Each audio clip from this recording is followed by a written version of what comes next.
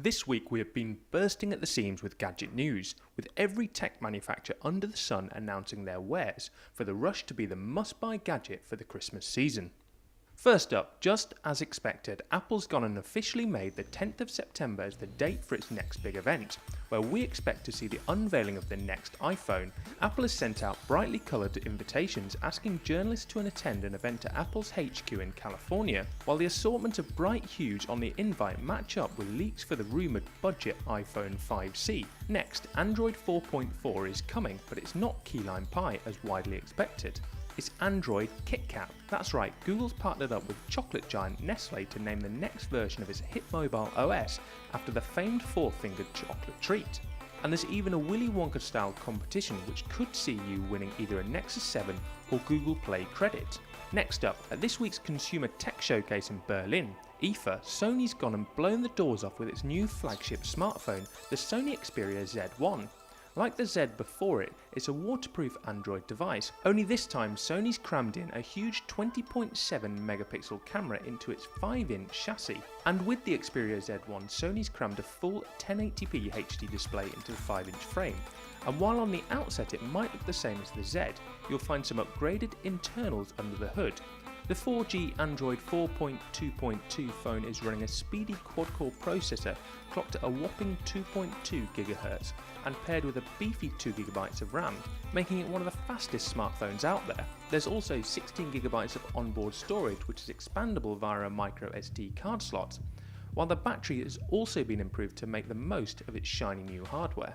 And alongside the new flagship phone, Sony's also got a duo of external camera accessories that can mount right onto your new Z1.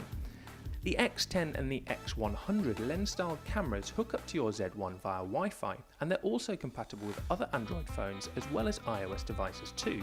Both cameras look alike and latch onto your phone with similar mechanisms, although the Q10 is packing an 18.2 megapixel Exmor-R sensor with a 10 times optical zoom, while the QX100 has an even bigger Exmor-R sensor with a 20.2 megapixel sensor. Both are set to launch in the UK from the end of September, priced at £399 for the QX100 and £179 for the QX10. And next up, Samsung were out in full force over at IFA as the company finally made its next-gen phablet official. It supersized the already plenty big 5.5-inch screen up to a huge 5.7-inch Full HD Super AM OLED display. While the inside of Android 4.3 toting device you'll find some improved internals. Just like the Galaxy S4, Samsung's crafted two different versions, one for 4G LTE, which is armed with a 2.3 GHz quad-core processor, while the 3G variant comes packing a 1.9 GHz octa-core processor, both promising to be extra speedy. There's also a massive 3GB of RAM, meaning your new Note will be able to chomp through apps, games and high-def videos with ease. And they've even armed it with a bigger battery, while there's also a 13 megapixel camera strapped to the back, which is capable of shooting 4K video. If you're after the all-new Note, you'll be able to get your hands on it soon in 32 or 64GB varieties, in either white, black or pink as it launches around the world on the 25th of September. And finally, just as the rumours suggested, Samsung's smartwatch was unveiled and was dubbed the Galaxy Gear. The final version will be armed with a 1.63-inch Super AM OLED display with a 320 by 320 resolution.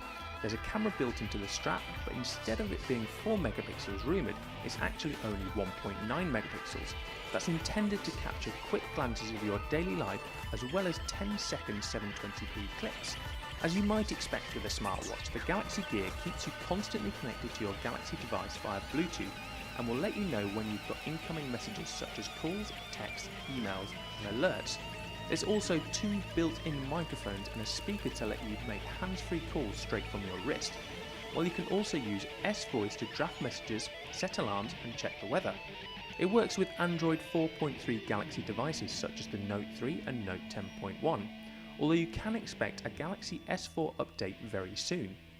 And if you're wondering about the battery life, Samsung has said that you'll be able to squeeze a whole day of life from the Gear with regular use. If you're after a Galaxy Gear, you won't have to wait long, as Samsung will be rolling out the device alongside the Note 3 in certain countries on the 25th of September.